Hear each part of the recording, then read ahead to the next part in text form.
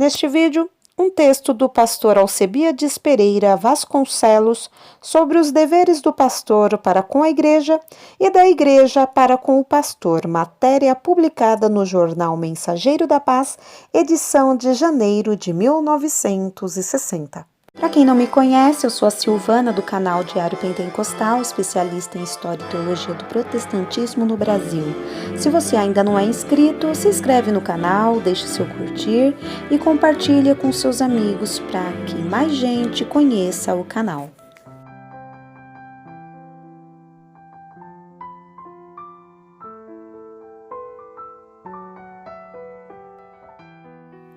Deveres do pastor para com a igreja.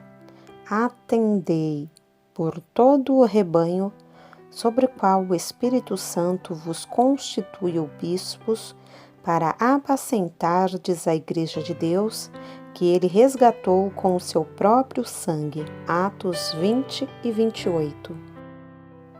Deveres da igreja para com o pastor.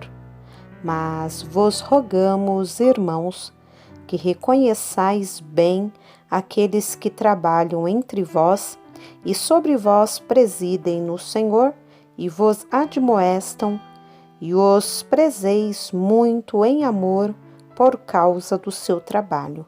1 de Tessalonicenses 5, 12 e 13. Não era nosso desejo voltar às páginas do nosso periódico com artigo doutrinário a fim de evitarmos, quanto de nós dependessem, qualquer motivo de tristeza ou incompreensão. Entretanto, um colega muito amigo nos advertiu da conveniência e nos pediu que escrevêssemos um artigo, mesmo ligeiro, sobre o título deste, a fim de evitar que fôssemos mal compreendidos por algum auxiliar de trabalho menos avisado ou mesmo por alguma igreja no tocante aos nossos 2 últimos artigos sobre o ministério cristão e governo eclesiástico. Diante do apelo tão claramente justificado, resolvemos voltar à publicidade com este artigo que, esperamos, seja bem compreendido por aqueles que nos lerem, pois é nosso exclusivo interesse contribuir no que pudermos com uma pequena parcela de cooperação na medida de nossas limitadas possibilidades para o bem e edificação comum e para a glória e honra de nosso Deus e Pai, na pessoa sobre todos os títulos augusta de nosso Salvador e Mestre Jesus Cristo. Deveres do pastor para com a igreja. Na execução de seu ministério cristão, o servo de Deus, chamado e devidamente vocacionado por Deus para o ministério da palavra, Atos 6 e 4, exerce as funções de presbítero, bispo e pastor.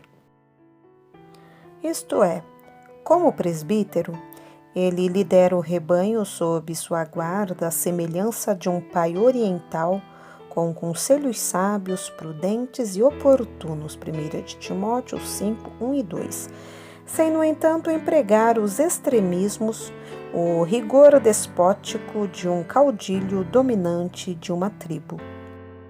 Como bispo, ele lidera presidindo com cuidado e operosidade, com segurança e tino administrativo, 1 de Coríntios 4, 1 e 2, sem, contudo, arrogar-se a ditador sobre a herança de Deus, 1 de Pedro 5, 1 e 4.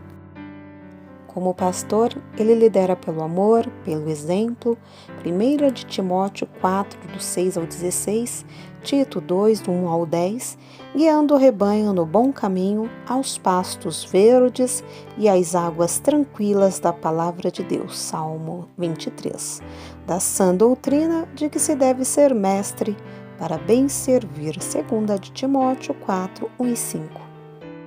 O pastor é, deste modo, um elemento tão complexo em seu ministério que, após conhecer no máximo do saber humano suas atribuições como tal, ele bem poderá exclamar como apóstolo: para tais coisas, quem é idôneo? 2 de Coríntios 2 e 16. E certamente, ciente de suas fraquezas e limitações pessoais, concluirá com o mesmo apóstolo que somente de Deus é que lhe poderá advir a capacidade para tão grande mistério, 2 Coríntios 2 e 5. Diante dos deveres acima citados de ensinar, admoestar, convencer pela palavra e pelo exemplo, o pastor deve assistir o seu rebanho, velando por ele em tudo, a fim de que possa vir a dar contas dele, Hebreus 13 e 17, para aquele a quem terá de apresentá-lo à semelhança de uma virgem para com seu marido, a saber, a Cristo, 2 Coríntios 11 e 2. Deveres da Igreja para com o pastor. No texto que introduz o nosso assunto, o apóstolo roga que, entre outras coisas, a Igreja reconheça e preze a seu pastor. Que entendemos por conhecer? Reconhecer é conhecer de novo em certo sentido.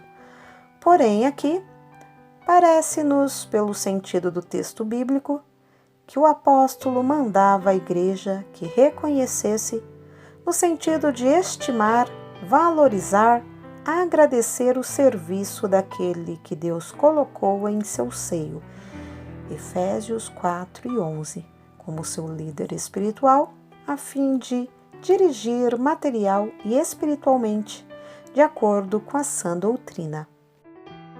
Acrescenta o apóstolo o dever da Igreja prezar o seu pastor em atenção aos seus serviços a ela prestados, é o mesmo que pedir-lhe para estimar, respeitar, honrar, considerar, apreciar e etc. ao seu pastor. Será que nos tempos de Paulo já houvesse aqueles que olvidaram os pastores e assim desprezavam? É provável que sim, que já existisse em tempos tão remotos os elementos que assim se postavam. 1 Coríntios 4, de 6 a 8.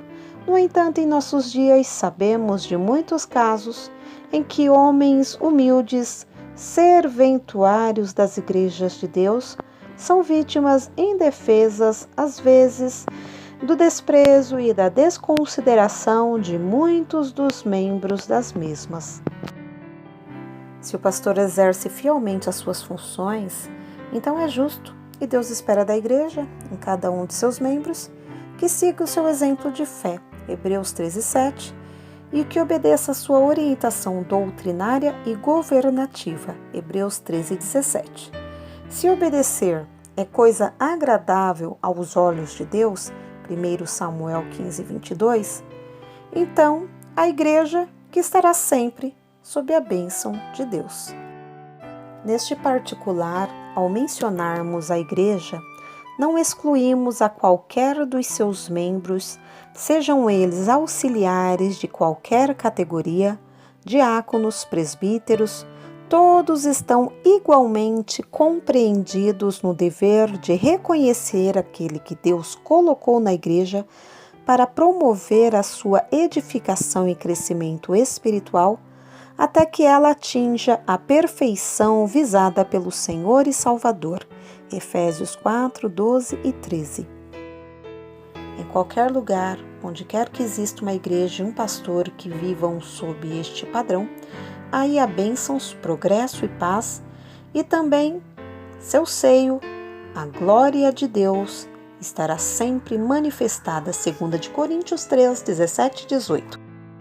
Porém, quando as murmurações, as calúnias, os desprezos e as desconsiderações ocupam o lugar do amor nos corações contra os servos de Deus, acontece justamente com tal igreja o que aconteceu a Israel no deserto.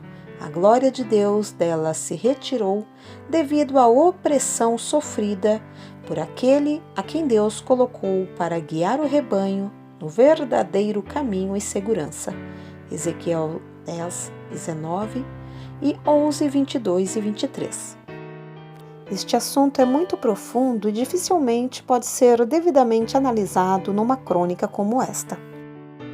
Ao aventá-lo, não alimentávamos outro alvo, além de alcançar um pouco neste sentido o nosso pensamento contido em alguns trechos fáceis de mal entendidos descritos nos artigos acima aludidos. E considerando haver feito o que almejávamos aqui, pomos o ponto final. Alcebiades Pereira Vasconcelos, janeiro de 1960.